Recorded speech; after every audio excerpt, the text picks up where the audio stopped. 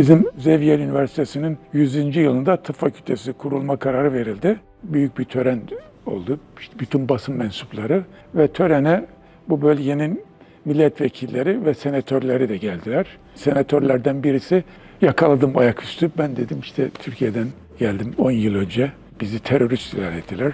Yeniden geldim. Sıfırdan bir daha burada başladım. Şu anda bu üniversitede hoca olarak çalışıyorum. Dedi ki biz dedi teşekkür ediyoruz dedi. Bak senin gibi bir insanı bize kazandırmış dedi. Böyle espri olsun diye söyledi. Ama aslında öyle yani. Yurt dışına gidebilen insanlar Avrupa'da, Amerika'da çok iyi üniversitelerde maalesef KHK'ları tamamen ülkenin eğitiminden, diğer birimlerden çıkardıktan sonra ülkenin ne hale geldiğini ülkemizde yaşayan insanlar da, bütün dünyadan takip eden insanlar da gördüler. Kim kazandı, kim kaybetti? Türkiye kaybetti yani. New Orleans'tan herkese merhaba. Bu hafta tutunanlarda konuğumuz Profesör Doktor Bahattin Adam hocam. Hocam merhaba. Merhaba. Hocam sizleri Fatih Üniversitesi'nden, özellikle Mevlana Üniversitesi'nden biliyoruz. Şu an burada ne iş yapıyorsunuz? Öyle başlamış olalım isterseniz. Burada şu anda tam zamanlı profesör olarak Xavier Üniversitesi'nin 3 ayrı fakültesinde temel tıp bilimleriyle ilgili işte anatomi, fizyoloji, patofizyoloji, mikrobiyoloji, hematoloji derslerini veriyorum. Kendi alanımda klinik biyokimya, o alanda da ders veriyorum. Alan dışı da veriyorsunuz yani. Evet. Hocam tabi buralarda ders vermeye başlamanız herhalde kolay olmamıştır. O süreçlerin hepsini dinleyeceğiz ama ondan önce sizi bir kendinizden tanımak istiyoruz. Aslen Elazığlıyım. 7 kardeşiz. Babam Almanya'da işçi olarak çalışıyordu. Çocukluğum bir kısmı Almanya'da geçti. Evliyim. 5 çocuğumuz var. 5 torunumuz var. Gelinlerimiz Nijerya'dan, Tayvan'dan ve Güney Afrika'dan. Kızımız da bir Mısırlı ile evlendi. Öyle uluslararası bir aile sayılırız. Tıp fakültesini Bursa'da okudum. İhtisasımı klinik biyokimya alanında Erzurum'da yaptım. Atatürk Üniversitesi'nde. Ondan sonra yardımcı doçent olarak Samsun'da başladım. Bir yıl sonra doçentlik sınavına girdim. Geçtik yani doçentlik sınavını. Sonra Ankara'da çalıştım Fatih Üniversitesi'nde. 7 yıl kadar oradaydım. Son 10 yıl buraya gelmeden önce de Konya'daydım. Hastane vardı, vakıf hastanesi. Orası da yine Fatih Üniversitesi'ni kuran vakfa ait bir şube. 5 yıl orada başhekim olarak çalıştım. Bu arada işte Mevlana Üniversitesi'nin kuruluşunda, kuruluş aşamasında, YÖK'e müracaat edilmesinde ve kurucu rektör olarak 5 yılda Mevlana Üniversitesi'nde çalıştım. Mevlana Üniversitesi 2009 yılında kuruldu. Eğitim fakültesi, hukuk fakültesi, mühendislik fakültesi ve tıp fakültesi ile başlamıştık. 400 öğrenciyle başladık, 5000 öğrenciye çıktık. 50 farklı ülkeden öğrencimiz var. Kâr amacı gütmeyen bir üniversite. Tabii bu arada yeni bir kampüs projemiz var, büyük bir hastane projemiz var ve ister istemez belediyeyle, devletle işiniz oluyor. Oradaki havanın değiştiğini görüyorsunuz yani. Zorluk çıkarıyorlar bu konularda. Bunu bazen kendileri de daha yukarıdan onlara talimat geldiğini, dolayısıyla işlerin daha da zorlaşacağını söylüyorlar özel konuşmalarda. Öğrenci alırken her yıl kontenjanı YÖK belirliyor. Orada sıkıntı çıkarmaya başladılar. Kontenjan vermiyorlar. 2014 dediğimiz ülkenin menfaati pek düşünülmez oldu. Mevlana Üniversitesi gibi 20'ye yakın üniversite, ülkeye bu kadar katma değeri olan, öğrencilere %20'ye yakın burs veren üniversiteler politik mülazalarla kapatılmış oldu yani. Ülke kaybetmiş oldu tabii. Daha sonra ben bir yurt dışına gideyim diye üniversiteden izinli bir şekilde ayrıldım. Hava değişikliği olur. Kısa süreliğine geri tekrar döneriz diye. Bir 6 aylık bir kursa yazıldım Kaliforniya'da. 6 ay bitti. Baktık pek şey değişmiyor. Bir 3 ay daha kursu uzattık. Ondan sonra olaylar daha da kötüye gitmeye başladı. Bu defa kendimize iş aramaya başladık. Kendi uzmanlık alanıma yakın, gönüllü olarak çalışabilirim diye 20-30 yere müracaat ettim. Sonra Kaliforniya'dan Amerika'nın ilk 5 üniversitesi içinde olan Kaliforniya Üniversitesi'nde bir pozisyon bulduk. Bölüm başkanı 3 yıllık sözleşme yapabiliriz dedi. Dedim yok, bir yıl yaparsak yeter, ben gideceğim memleketime. Sözleşme yaptıktan sonra ben tabii daha uzun süre herhalde kalacağız diye. Bir yıl sonra Türkiye'ye gidip eşimi ve çocukları da getireyim diye gittim 2015'te. Beni bekliyorlarmış. Konya'ya operasyon yaptılar.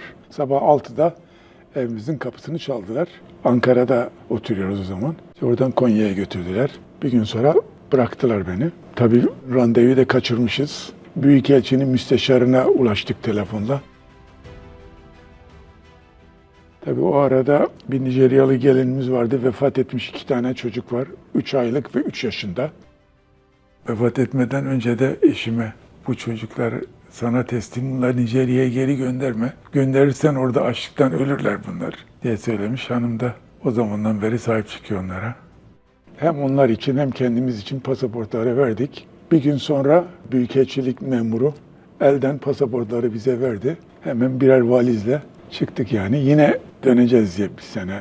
En küçük kızım da Ankara hukukta okuyordu. Sen bir yıl dondur, geleceğiz diye. 3 aylık ve 3 yaşında 2 çocukla geldik torunlarımızla Amerika'ya. Tabii şimdi birisi 14 yaşında, birisi 11 yaşında büyüdüler. Burada Amerika'daki okullara gidiyorlar. Annelerini hiç bilmiyorlar. Bana baba, eşime de anne diyorlar. Sonra babaları birkaç yıl sonra Nijerya'dan gelince bu amca kim, bu bizde mi kalacak falan diye soruyorlardı. Sonra alıştılar ona baba demeye, babana dede demeye başladılar. Geldik başladık. Bir yıl sonra gittik, bir yıl daha uzatır mısın? Sonra bir yıl daha uzatır mısın? 3 yıl, yani bölüm başkanının dediği gibi 3 yıl uzatmış olduk. Kanser üzerinde yeni ilaçlar deniyorum. 3 yıl orada çalıştım. Benim için iyi bir referans oldu. Ve ondan sonra sınavlara hazırlanmaya başladım. Beni doktoraya denk kabul ettiler. 2 yıl yan dal yaparak bu sınava girmeye hak kazanabiliyorsun. 30 tane bu programda yan dal yaptıran üniversite var. Hepsine müracaat ettim. Sonra Dallas'tan bir hoca, senin 20 yıl, 30 yıl tecrüben var. Direkt bu denklik komisyonuna müracaat et ve seni sınava almak için kabul ederler dedi. Müracaat ettik oraya. Transkript istiyorlar. Erzurum'da ihtisas yapmıştım. Türkiye'den transkript alamıyoruz. Denklik komisyonuna bir daha yeniden yazı yazdım. Dedim ki temin edemiyorum. Ülkemden vermiyorlar bana Türkiye'deki politik nedenlerden dolayı. Kabul ettiler. Tamam dediler. Sana 2 yıl veriyoruz. 2 yıl içinde bu sınava girip geçersen denkliğini alırsın. Kendime artık ücret alabileceğim bir yer bakmaya başladım. Müracaat ettim kaç yere. 1 yıllık bir pozisyon buldum. Minnesota diye bir eyalet var orada, devlet üniversitesinde. Oraya taşındık. Mississippi Nehri'nin başlangıcı olan bir yer. Kampüsün içinden nehir akıyor yani. Oraya gittik eşimle. Dedi ki ben bu nehri dedi rüyamda görmüştüm dedi. Kayıkla geziyordun sen bu nehirin içinde. 1 yıl kaldık orada. 1 yıl sonra yine Mississippi Nehri'nin yanında bir üniversite. 2 yılda orada çalıştım. Orada aynı anda 3 yerde çalışıyordum. 2 yerde ders veriyordum. Bir yerde de gönüllü laboratuvarda çalışıyordum ki laboratuvar pratiğimi geliştireyim. Ve bu arada uzmanlığa hazırlanıyoruz. Başka yerlere müracaat ediyoruz. O 2 yıl içinde 500 yere yakın müracaat ettim. Ve 20 yerle mülakat oldu. Çok farklı bir dünya tamamen. Akademik dünya da çok Akademik dünya da çok farklı. Rahat olmanız gerekiyor. Kendinizi pazarlamanız gerekiyor. Bizim aldığımız kültür ona müsait değil.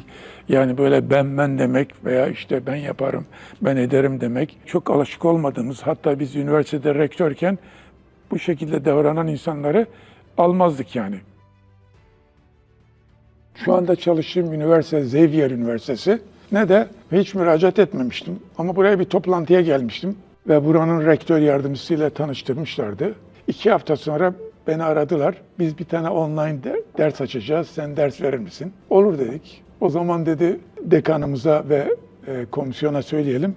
Seninle mülakat yapsınlar. Zoom üzerinden mülakat oluyoruz. 5 kişi var. Dediler hani bu üniversiteyi tanıyor musun falan diye. Burası dedi Katolik ve özel bir üniversite. 100 yıllık bir üniversite. Öğrencilerin %80-85'i siyahi derken görüntüden bizim siyahi torunlar geçti. İkisi hemen şaşırdı. Dedim bizim de nüfusun %30'u siyahi. Onun için bana çok ilginç gelmemişti. Bir gün sonra rektör yardımcısı bir daha aradı. Dedi ki biz dedi burada tam zamanlı sen alsak gelir misin buraya? Olur dedim. Geldik. İşte 5 yıl oldu. 5 yıl önce başladık buraya. Sonra yani buraya taşınınca eşime dedim bak Mississippi artık burada bitti. Burada okyanusa dökülüyor. Başka bir yer Yani rüyana göre biz artık burada kalacağız. Üniversite burası yaklaşık bir 10 bin öğrencisi olan bir üniversite. Amerika'nın yerlileri ve siyahilere hizmet eden bir üniversite olsun diye kurulmuş. Bir Katolik rahibe tarafından 100 yıl önce. Afrika'dan getirdikleri köleler, Amerika'da 2-3 merkez varmış böyle liman. Oralara getiriyorlarmış. O merkezlerden bir tanesi de burası. Onun için burada siyahiler daha fazla. Şu anda 3 programda ders veriyorum. Tıp Fakültesi, Eczacılık Fakültesi ve bir de Physician Assistant diye bir program var. O programda klinik biyokimya yanında anatomi, fizyoloji, biyoloji, genetik derslerini de anlatıyorum. Hem ders veriyoruz hem sınava hazırlanıyoruz. İkinci girişimizde kazandık sınavı. Bu kendi uzmanlık alanımla ilgili olan sertifika. Ama bunun dışında buna hazırlanırken 2 tane ayrı sertifika aldım. Onlardan bir tanesi de bu. Bunu alarak yani bir laboratuvarda teknisyen olarak da çalışabiliyorsunuz. Laboratuvar teknisyeni yetiştiren programlarda hoca olarak ders vermeniz için de böyle bir sertifikanızın olması gerekiyor. Ve rektör yardımcısı, beni işe alan rektör yardımcısı bir bayan. Ona haber verdim. Hani bize destek olmuştu. Dedim ki sınavı kazandım dedim. Bu dedi önemli bir olay, büyük bir olay dedi. Bunu kutlamamız lazım dedi. Uzmanlık sınavı. Evet. Dedi ki hanım, çocuklar, torunlar herkes gelmesi lazım. Gittik onun evine. Üniversitenin rektörü, bütün dekanlar, bölüm başkanları hepsini davet etmiş. Aramızda dedi 2 defa doktorluğunu kazanan, 2 defa uzmanlığını kazanan bir arkadaşımız var. Onun bu başarısını kutlamak için bir aradayız dedi. Tıp Fakültesi kuruluş aşamasında birkaç komisyondayım. Müfredat hazırlama, akreditasyon programını hazırlama, bütün bunlarda aktif görev alıyorum. Bir komisyonda komisyon başkanıyım. 2 tane tıp fakültesini Türkiye'de kurmuştuk. Bir tanesini Fatih Üniversitesi'ni, bir de Mevlana Üniversitesi'nde. 3.'sünü de burada yeniden kurmak nasip oldu. Tabi bu arada akademik bir ortamda çalışıyorsunuz, dostluk kurmaya başlıyorsunuz, kültürünüzü tanıtıyorsunuz. Çalıştığım bölümde 7-8 tane akademisyen var. Çok samimi olmaya başladık onlarla. Sınava girerken mesela birisi bütün ailesine, arkadaşım sınava girecek, hepinizi ona dua etmesini istiyorum diye. Bunlar evet. Katolik. Bunlar Katolikler. Ve size dua ediyorlar. Evet, dua ediyorlar. Rabbim o sıkıntılardan sonra dostluklar kurmak, insanlara bir şeyler paylaşmak, onlardan almak, onlara vermek imkanı, fırsatı verdi yani. Bir Katolik üniversitesindeyim. Rahat namazımı kılıyorum. Diyelim konferanslar oluyor. Eşim kapalı. Gidiyoruz beraber. Biz davet ediyoruz. Onlar bizi davet ediyorlar. Gittiğimiz zaman dikkat ediyorlar. Helal olsun diye bunu izah ediyorlar bize.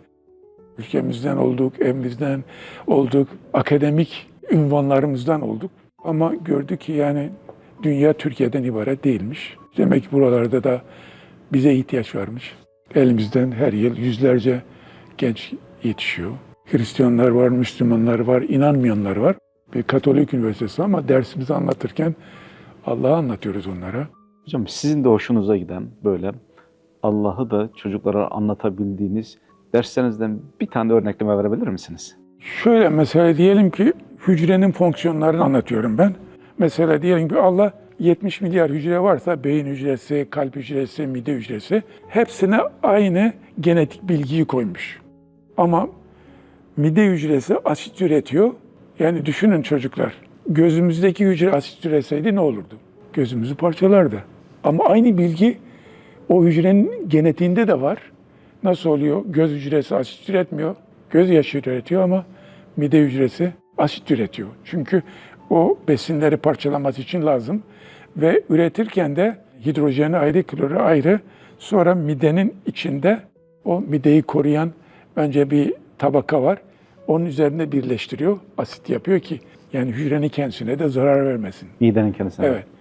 Çocuklar düşünün 150 gramlık bir böbrek iflas ettiği zaman şöyle 1 ton ağırlığında bir makine onun işini yapamıyor. Veya diyelim ki karaciğer hücremiz bir vazifesi kolesterol üretmek.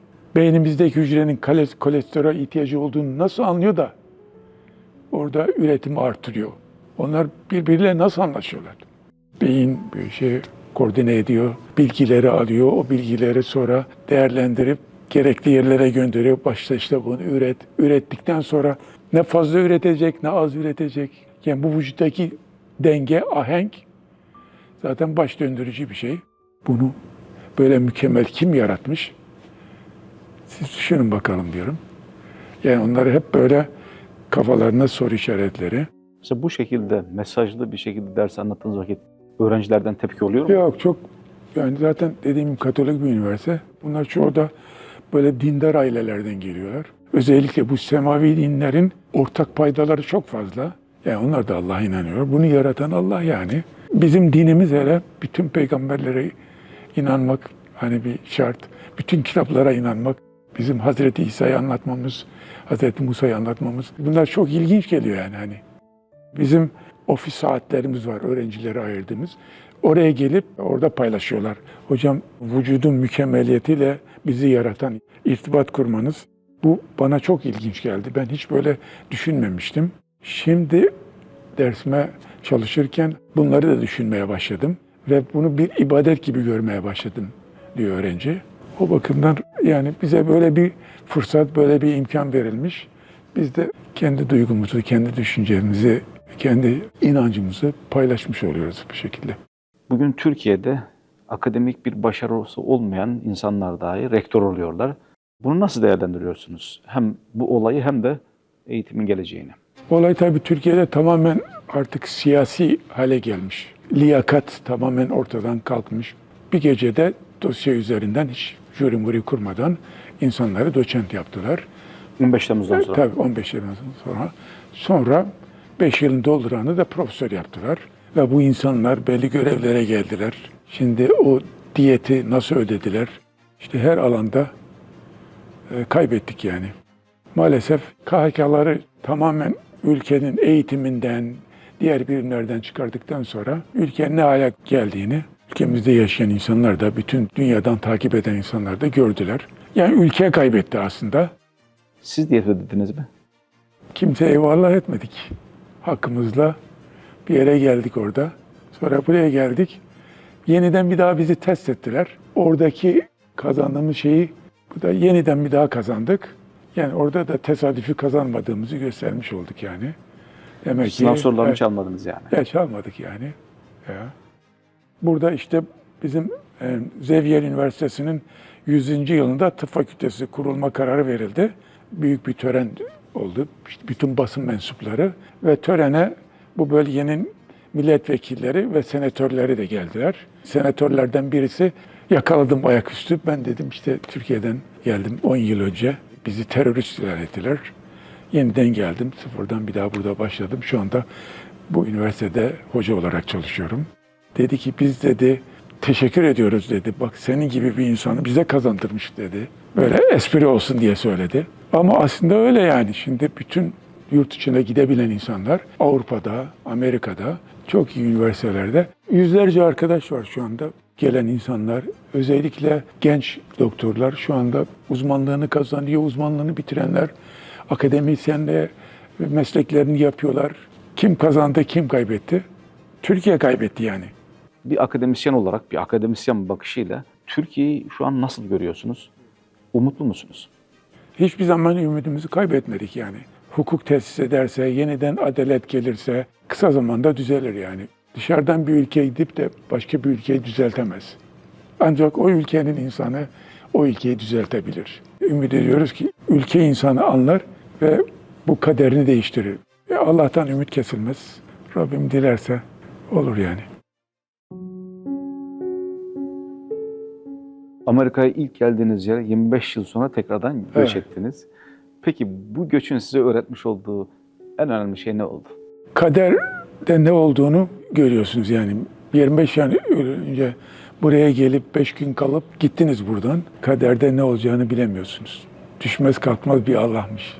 Ona göre bakmak lazım olaylara, hadiselere, insanlara. Her geleni hızlı bilmek gerekiyor. Bunu öğrendim yani. Evet. Evet hocam, siz dersi bitirdiğiniz gibi şimdi röportajın sonuna geldik. Son olarak ne demek istersiniz? Bu geldiğimiz nokta itibariyle de insanların özellikle akademik camiada olsun, ticari alanda olsun, ümitsizliğe kapılmadan kapıyı tıklamaya devam etmelerini hep tavsiye ediyorum.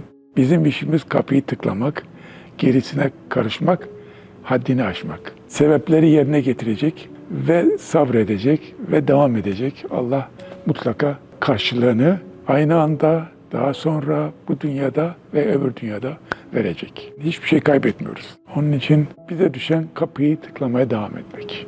Gerisi Allah'a kalmış.